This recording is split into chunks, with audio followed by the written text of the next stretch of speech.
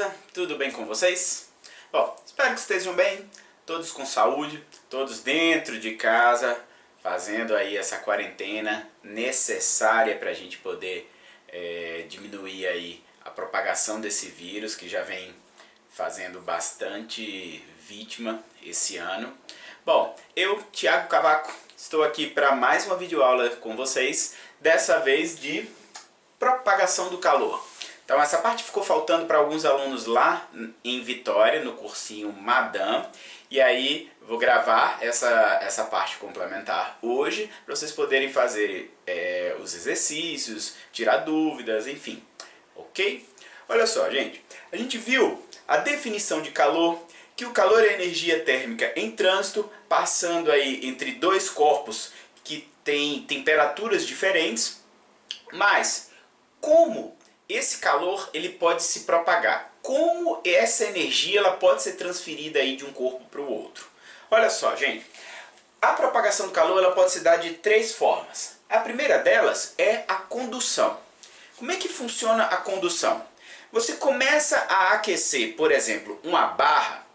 As partículas dessa barra que estão em contato com a fonte direta de calor, por exemplo, que pode ser uma chama, essa chama ela aquece uma parte da barra e aí essas partículas elas começam a transmitir essa energia para as partículas vizinhas. Ou seja, a gente começa a aquecer essa parte da barra, as moléculas, as partículas, enfim, elas ficam mais agitadas, transmitem essa agitação para a partícula vizinha, que fica mais agitada e transmite para a próxima, e transmite para a próxima, e por aí vai. Eu coloquei esse exemplo aqui desenhado. A gente, com a chama, aquece essas partículas do lado esquerdo da barra. Vocês podem ver que eu desenhei aqui, eu fui muito didático, né? Desenhei aqui elas com a agitação maior. Eu coloquei três tracinhos aqui. Essa daqui ó, tá com dois tracinhos porque ela já começa a ficar agitada por conta dessa e por aí vai até que toda a barra ela fique aquecida, ou seja, que essa transmissão daqui ela seja feita da esquerda, que é a extremidade mais quente, para a direita, beleza? Então vai ter aqui uma corrente térmica, um fluxo de calor. E aí, gente, a gente pode calcular esse fluxo de calor, essa grandeza, essa nova grandeza física que aparece no estudo da condução.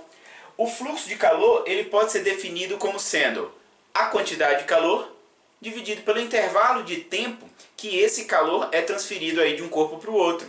E aí é comum aparecer também outros nomes, como por exemplo, corrente térmica. Notem que essa fórmula daqui ela é muito parecida com a corrente elétrica. Na verdade a fórmula é a mesma, só que as variáveis, as letras, elas representam coisas diferentes. Na corrente elétrica a gente tem que Q é a quantidade de carga que atravessa uma determinada área por unidade de tempo. Então, quantidade de carga dividido pelo tempo. Aqui no fluxo de calor, a gente vai ter a quantidade de calor que atravessa uma determinada área por unidade de tempo. Ok? A ideia de fluxo e corrente ela é bem semelhante. Fluxo e corrente dá a ideia de movimentação, de uma movimentação ordenada de alguma coisa. A gente pode medir o fluxo de carros, a gente pode medir o fluxo de pessoas, enfim, pode medir o fluxo de qualquer coisa que esteja se movimentando, preferencialmente de forma ordenada. Ok? Tá. Além de poder calcular dessa forma daqui, o fluxo de calor pode ser calculado também pela lei de Fourier. Antes que eu esqueça, as unidades de fluxo de calor mais comuns são calorias por segundo. Em física a gente trabalha muito com calorias. O tempo não precisa ser necessariamente em segundos. Essa semana eu acabei fazendo várias questões que aparecia calorias por minuto, calorias por hora. Então vai depender da questão, não é bem uma regra.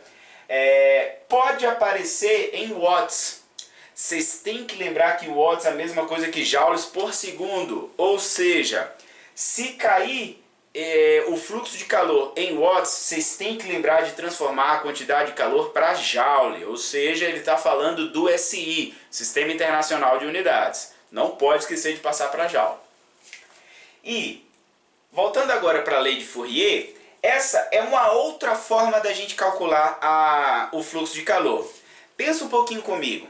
Existem duas formas da gente calcular a resistência, por exemplo, de um resistor. O valor da resistência de um resistor. Existe R igual a U sobre I, que é a primeira lei de Ohm. Nessa expressão, a gente vai ter que a resistência ela é constante. E aí, a DDP-U, ela varia conforme a corrente, ou a corrente varia conforme a DDP, beleza? De maneira proporcional. Só que dá para a gente medir como esse resistor, ou aliás, essa resistência se comporta quando a gente mexe nos parâmetros geométricos do resistor, que são a área da seção transversal, o comprimento desse resistor e o material que a gente está utilizando. É aquela segunda lei de Ohm, que é R igual a ρ vezes L sobre A. ρ a resistividade, L o comprimento, A a área. Tranquilo? Do mesmo jeito, dá para a gente calcular o fluxo de calor dessa forma daqui e dá para a gente calcular esse fluxo de calor em termos da geometria do corpo que está sendo atravessado por esse calor. Por exemplo, se eu tenho aqui uma parede e ela tem uma área de seção transversal A, uma espessura E, e um lado da parede está a uma temperatura θ2, o outro lado está a uma temperatura θ1, com θ2 maior do que θ1, dá para a gente calcular a quantidade de calor que atravessa essa parede por unidade de tempo, ou seja, o fluxo de calor, por essa expressão daqui, ó. K vezes a área vezes θ2 menos θ1 dividido pela espessura. Cuidado com essa fórmula, porque quando a gente faz a diferença entre duas grandezas que representam a mesma coisa na física, a gente costuma colocar delta. Por exemplo, ΔS, variação da posição, ΔT, variação do tempo. O problema é que o delta vai ser sempre final menos inicial. E aqui, se você olhar direitinho, o calor ele começa do lado mais quente e termina no lado mais frio. Então, teoricamente, o final seria o θ1. Mas notem que na expressão a gente tem θ2 menos θ1. Ou seja, a gente não escreve delta porque não é final menos inicial. A gente escreve θ2 menos θ1 sabendo que é sempre a temperatura maior menos a temperatura menor. De boa? Bom, todas as grandezas que estão aqui eu expliquei na hora que eu falei sobre essa parede, com exceção do K. O que é o K? O K é a condutividade térmica do objeto que está sendo atravessado por essa quantidade de calor. Olha só, gente, essa expressão caiu numa questão do Enem do ano passado e mesmo que não tivesse caído, porque dificilmente cai, na verdade, essa fórmula, o ano passado foi uma das poucas exceções, mesmo que não caia muito, eu sempre gosto de comentar sobre essa fórmula nas turmas Enem, porque ela ajuda a explicar muita coisa. Por exemplo, é comum aparecer em questões do Enem coisas do dia a dia. E eu já vi várias questões, não do Enem especificamente, mas falando coisas sobre o tipo, esse quadro daqui, ele está em equilíbrio térmico com esse quarto e, com certeza, se está em equilíbrio térmico, ele está na mesma temperatura que a parede. Mas se eu tocar nessa parte daqui de metal e tocar na parede, eu tenho a sensação de que a parte metálica ela está numa temperatura menor. Eu tenho a sensação de que ela está mais fria. Por que isso acontece? Por conta dessa condutividade. O metal ele conduz melhor calor, por isso ele consegue roubar mais calor da minha mão. Então, não é que os dois estão na temperatura diferente, eles estão na mesma temperatura, mas o metal ele rouba calor mais rápido. Como eu estou perdendo calor mais rápido quando toco o metal do que quando toco a parede, eu tenho a sensação de que o metal está mais frio.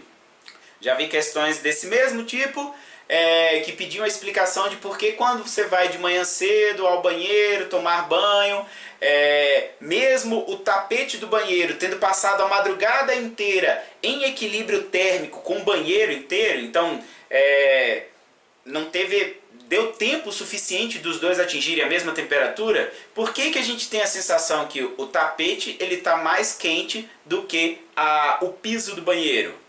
Mesma explicação. O K, a constante do piso, costuma ser maior do que a constante do tapete. Ou seja, o tapete ele conduz menos calor. Ou conduz, não é que conduz menos, mas conduz de forma mais lenta. Ele é um pior condutor de calor. Tranquilo? A área também é muito comum. Quando você está com frio, você se encolher.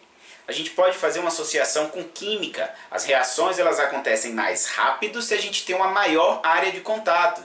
Então, puxando agora para o lado da física, quando a gente está com frio, a gente costuma se encolher porque a gente diminui a área de contato entre o nosso corpo e o ambiente que está mais frio. Ou seja, a gente, quando diminui a área, a gente evita que a gente perca calor mais rápido. A gente diminui o fluxo de calor.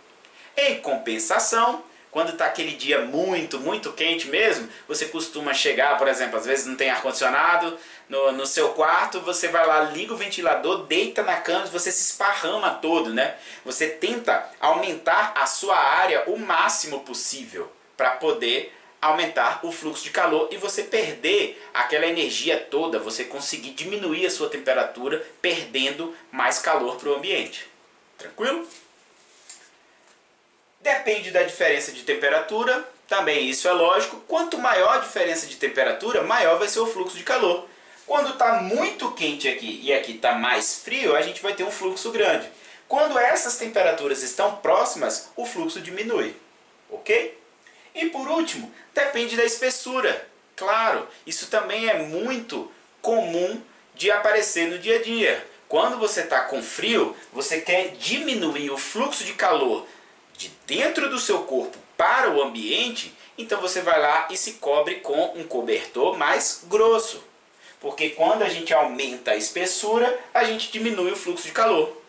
Agora, quando está um dia quente, mas mesmo assim tem muito mosquito, muito pernilongo, ou muriçoca, como a gente chama lá no Nordeste, se tiver um dia com muita muriçoca e está um dia quente, então você tem que se cobrir para evitar as muriçocas, mas você não vai usar um cobertor grosso.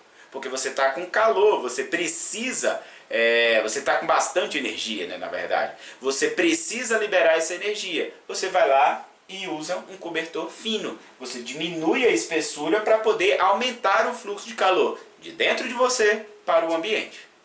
Ok? Tá. Segunda forma de propagação do calor é a convecção. Como é que funciona a convecção? Nela, a gente vai ter matéria e energia em movimento. Como assim? Essa é uma forma de propagação do calor em que a matéria aquecida ela se movimenta junto com a energia. Então, ó, o exemplo mais comum, o primeiro exemplo que os professores costumam dar é na hora que você está aquecendo um líquido, uma jarra com água, por exemplo. Você aquece com a chama aqui, a parte de baixo desse líquido, isso faz com que esse líquido expanda, ele vai ficar menos denso e ele tende a subir. O líquido, a parte do líquido que está em cima, numa temperatura um pouco menor, ela está mais fria, logo ela está mais densa, porque o volume é menor, e aí faz com que ela desça. Aí depois essa parte que desceu vai ser aquecida, vai se tornar menos densa, tende a subir. E o processo continua. Esse processo aqui de movimentação da matéria junto com a energia, né, porque a gente aquece, então a gente forneceu energia para essa parte do líquido aqui. Se essa matéria se movimenta, é como se a energia estivesse se movimentando também. Essa movimentação ela é chamada de corrente de convecção. Beleza? Por isso, ela ocorre apenas nos fluidos. Aqui, ó, a condução eu coloquei, ocorre nos sólidos e nos fluidos. dando uma ênfase nos sólidos porque ela é predominantemente nos sólidos, mas pode acontecer nos fluidos também, beleza? Por conta dessas correntes de convecção, como tem que ter uma movimentação de matéria e a substância, quando está no estado sólido, as partículas elas não têm tanta mobilidade, ela só fica oscilando em torno da posição de equilíbrio, não pode acontecer a convecção com os sólidos, somente com os fluidos, que são líquidos e gases. De boa? Aqui é comum aparecer questões sobre geladeira, ar-condicionado, brisa marítima, brisa terrestre e por aí vai. Próximo quadro eu vou falar sobre isso. Vamos só fechar com o terceiro tipo ou a terceira forma de propagação do calor, que é a irradiação. Nessa forma de propagação, a energia ela se propaga na forma de ondas eletromagnéticas. O que são ondas eletromagnéticas? São oscilações dos campos elétrico e magnético do meio e toda onda ela é capaz de transportar energia. Na verdade, a ideia de onda é o transporte de energia, não de matéria. Então, essa onda eletromagnética ela é capaz de transportar energia, logo é capaz de propagar, de fazer propagar o calor. E aí, ela é a única forma que se propaga no vácuo. Notem, a condução é de partícula para partícula vizinha, então tem que ter partícula. É impossível você ter a condução no vácuo. A convecção, movimentação de energia com matéria, ou seja, matéria se movimentando, a gente precisa de matéria também, impossível de acontecer no vácuo. Já a irradiação, as ondas eletromagnéticas, elas conseguem se propagar no vácuo, logo, a irradiação é a única forma do calor se propagar no vácuo. E é assim que o Sol consegue gerar energia para a gente, consegue fazer com que a energia que está saindo dele lá chegue aqui na Terra. Aí, essa energia que vem do Sol, a gente pode dividi-la basicamente em três partes. A primeira parte é a luz visível, ou seja, que a gente usa para enxergar. Abaixo da luz visível a gente tem as ondas do infravermelho, acima a gente tem as ondas do ultravioleta.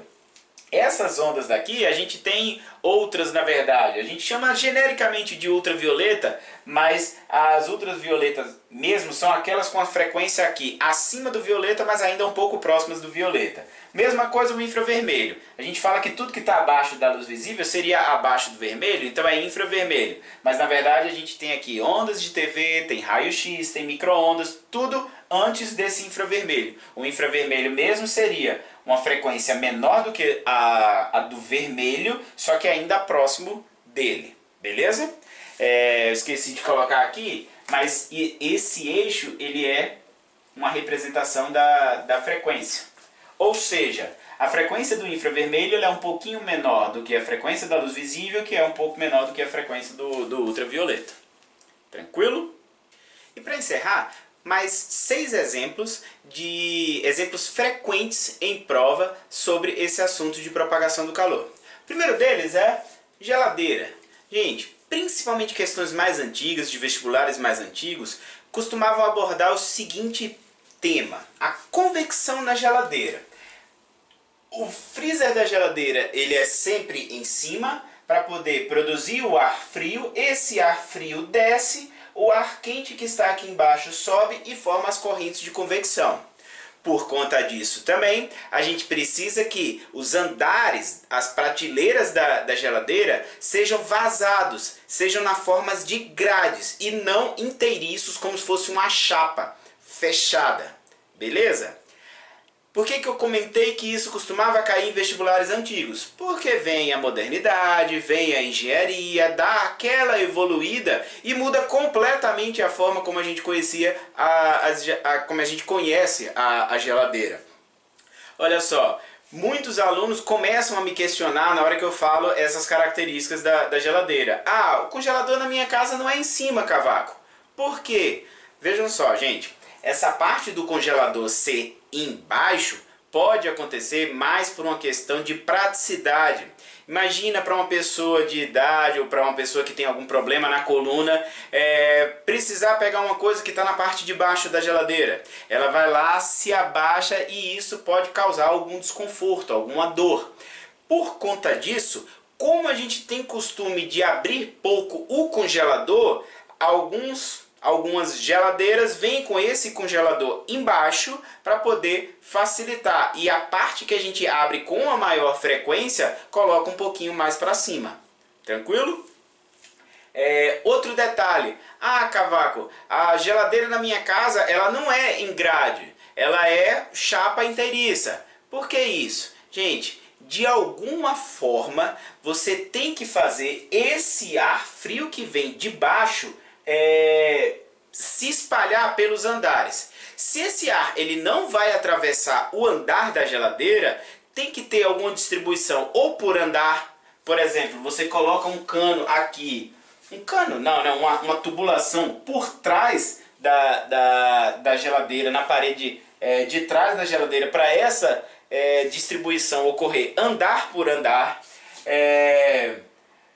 Ou você faz com que seja uma chapa inteiriça, mas que ela não chega até o final da parte de trás da geladeira, da parede traseira da geladeira. Ela deixa um espacinho aqui. Eu já vi algumas geladeiras que funcionam dessa forma. Então o ar frio vem, desce e aí ele vai caindo aos poucos pela parte traseira da geladeira. Tranquilo? Ah, eu falei do congelador poder ser embaixo.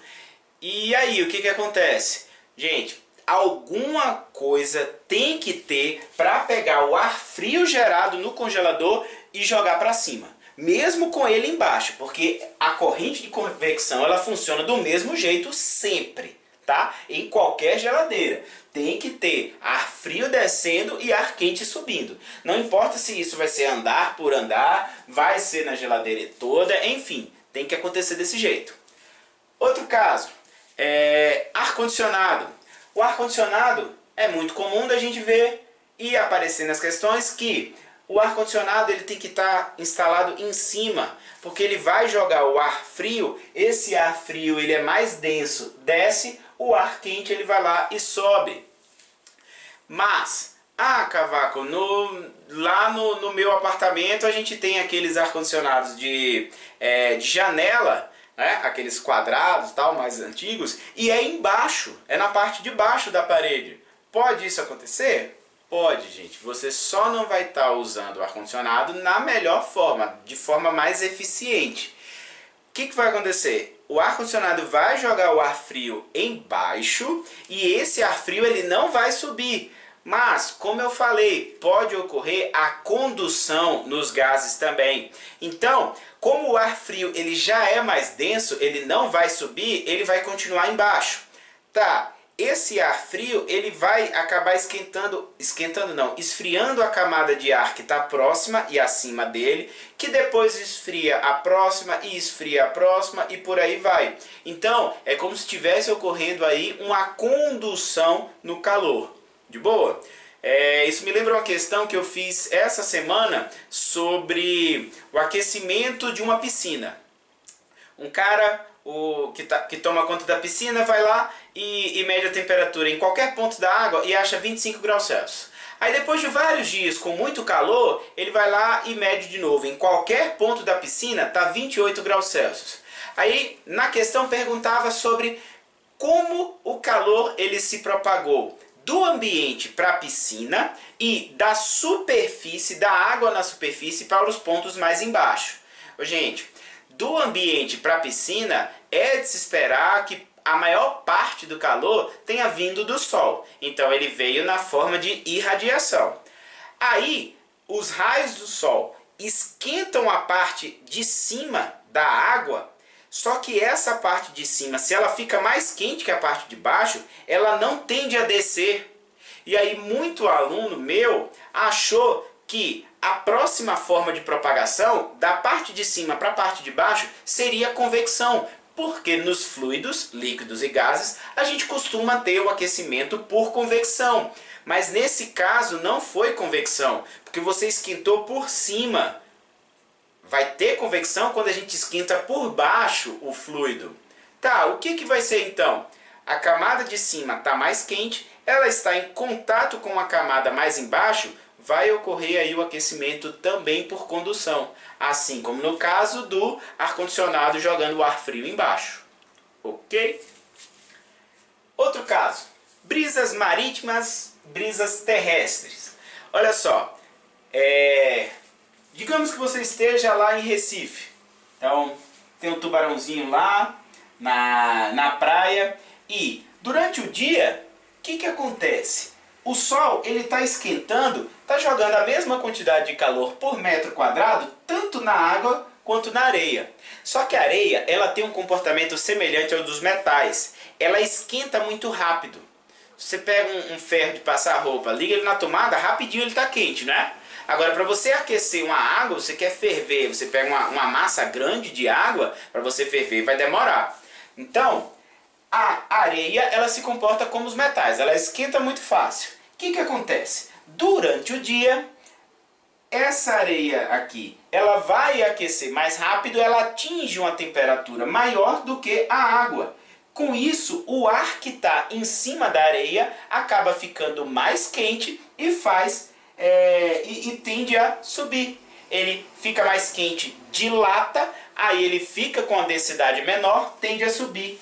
Esse ar que está aqui ó, em cima da água, ele acaba ocupando a região que ficou meio que no vácuo por conta da subida desse ar. Então, durante o dia, a gente tem o que a gente chama de brisas marítimas. E essa parte do desenho aqui seria da brisa marítima.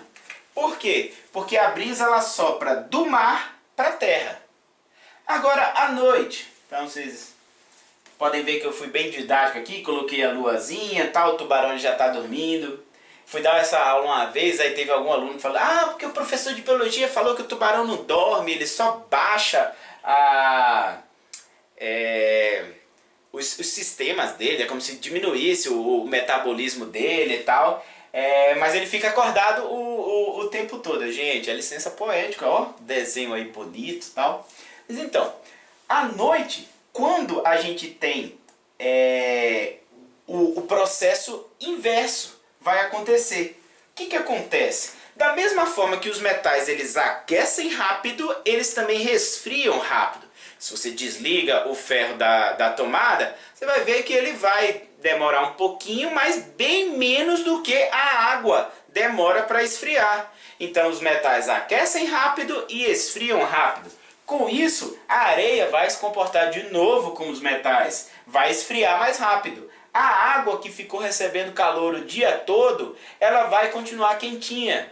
Então é comum também as pessoas irem tomar banho de mar à noite, porque vê que a água está quentinha. O que acontece? Se a água está mais quente do que a areia agora, o ar que está em cima da água está mais quente do que o ar da areia, em cima da areia. Então esse ar ele tende a subir, porque ele fica menos denso, e o ar frio tende a ocupar o local que esse ar quente estava ocupando. Por isso a gente fala que aqui a gente tem uma brisa terrestre. Ou seja, à noite o vento vai soprar, a brisa vai soprar da terra para o mar. Tranquilo? Já vi aparecer em questões sobre os pescadores que utilizam essa dinâmica para poder pescar.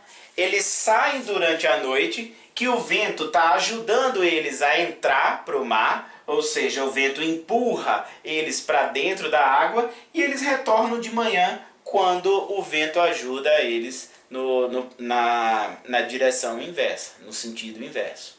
Tranquilo? Congelamento dos lagos.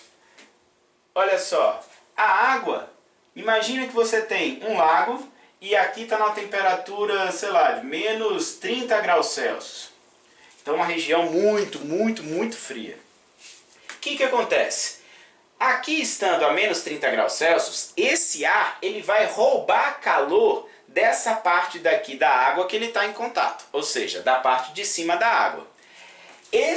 Essa água que começa a perder calor vai ficando mais fria e tende a descer. A água que está aqui, ela é mais quente, ela vai lá e sobe e começa a fazer aí as correntes de convecção.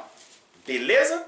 Só que devido ao comportamento anômalo da água, o que acontece é, a água mais fria, ela só vai se compactando até 4 graus Celsius. Entre 4 e 0 graus Celsius, em vez da água encolher, ela vai lá e expande.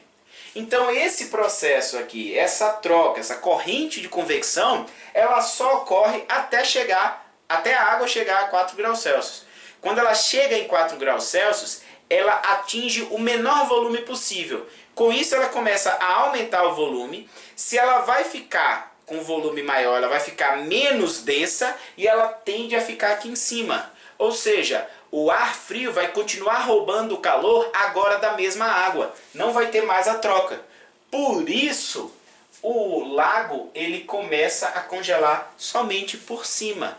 A gente consegue ver isso numa escala menor em forminha de gelo, né? Na hora que a gente coloca a água na forma e leva ao congelador. Se a gente tira antes de congelar completamente, a gente vê que forma uma camada fina por cima.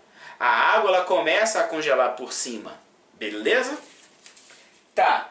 E esse comportamento anômalo da água, ele é bem interessante no sentido de, por conta dele, é possível ter vida aquática em locais muito frios.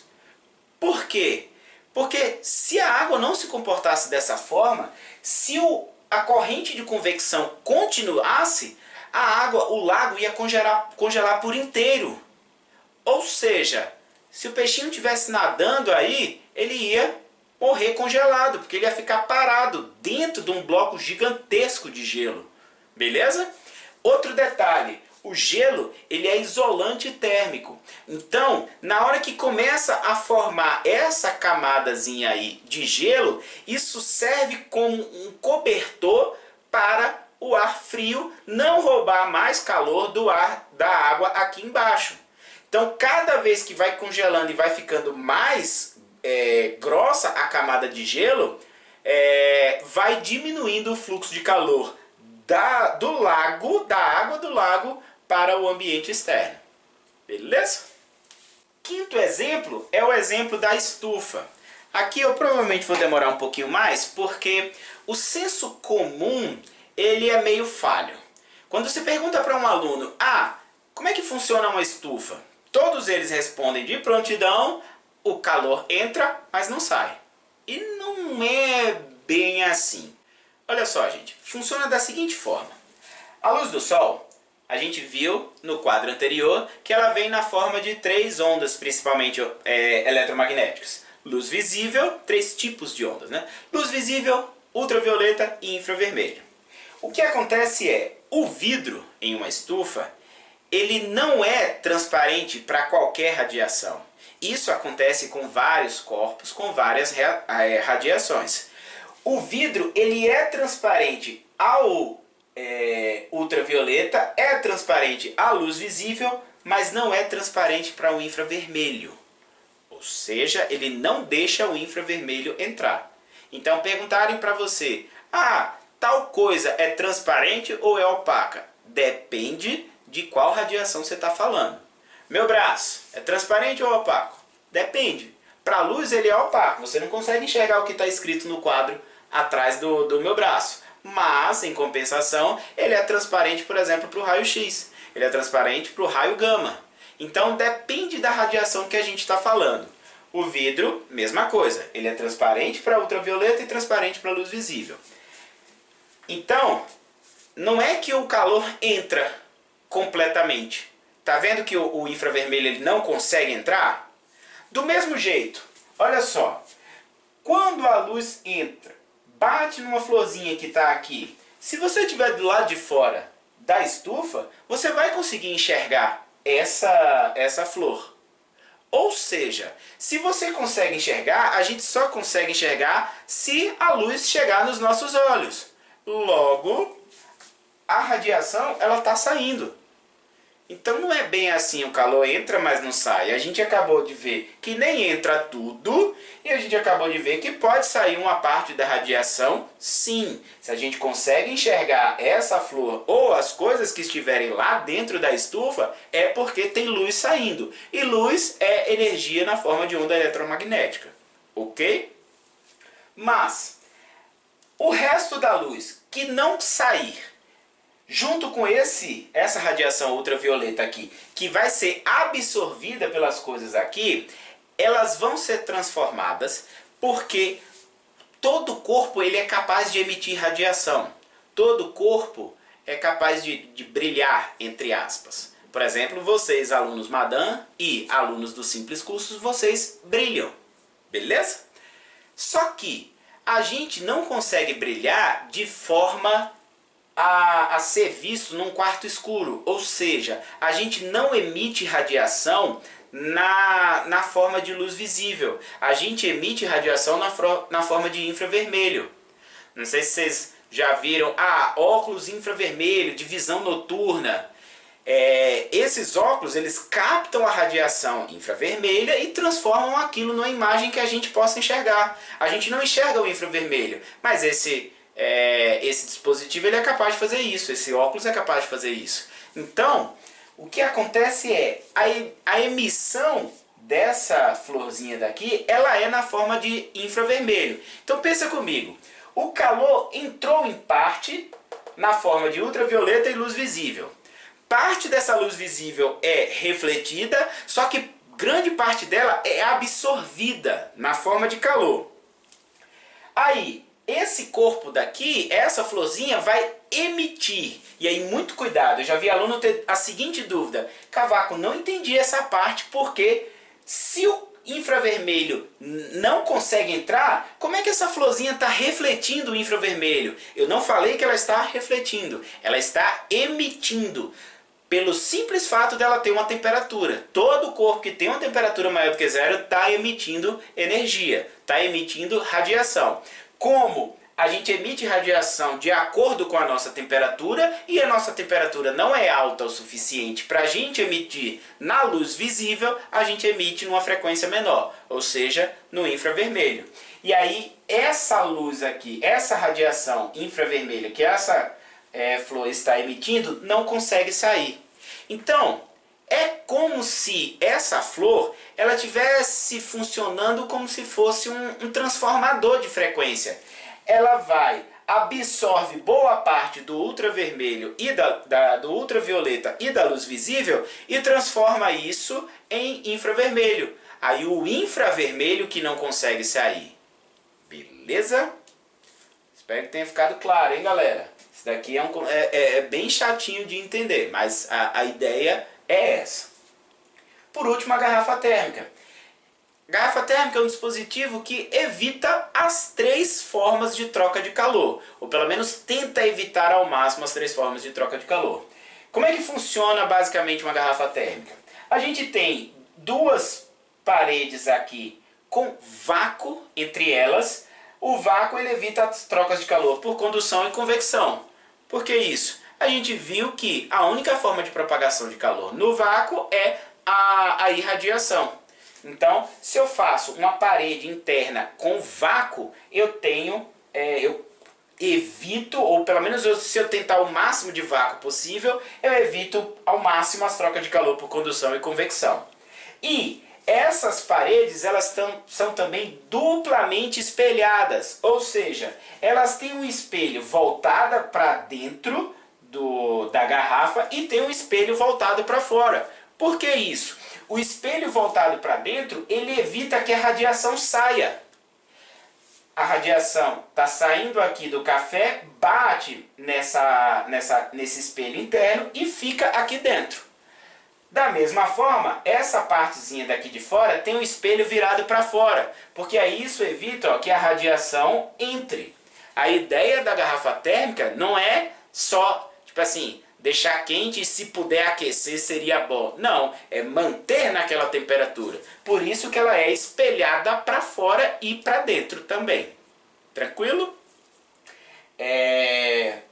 Ah, Cavaco, mas a minha garrafa térmica acaba que depois de um tempo o café vai lá e não e dê uma esfriada. Lógico, gente. Primeiro, porque não existe esse espelhamento aí perfeito, ele não vai refletir totalmente a radiação de dentro ou a radiação que está vindo de fora. Não existe o vácuo perfeito. Você consegue tentar aprimorar, tal, mas o vácuo perfeito é extremamente difícil de você conseguir produzir. E outra, vocês abrem a garrafa, né, para tomar o café. Ninguém tem assim, ah não, eu tenho uma garrafa térmica que faz 10 anos que o café está quente, ele está quente lá até agora nessa garrafa. Não, você abre, na hora que você abre, você permite a entrada do ar ou permite que o ar quente saia. Só nesse processo você já faz uma troca de calor com o ambiente. Tranquilo? Bom, espero que vocês tenham gostado. Deixem seu like, compartilhem aí com os amigos, ativem o sininho, se inscrevam no canal, todos esses blá blá blá, essas coisas de youtubers, de blogueiros, enfim. Ajuda a gente, que a gente continua ajudando vocês e todos os estudantes que não têm condições aí de pagar um cursinho ou que não estão tendo uma assessoria muito boa nesse período de quarentena. Valeu, galera, até a próxima.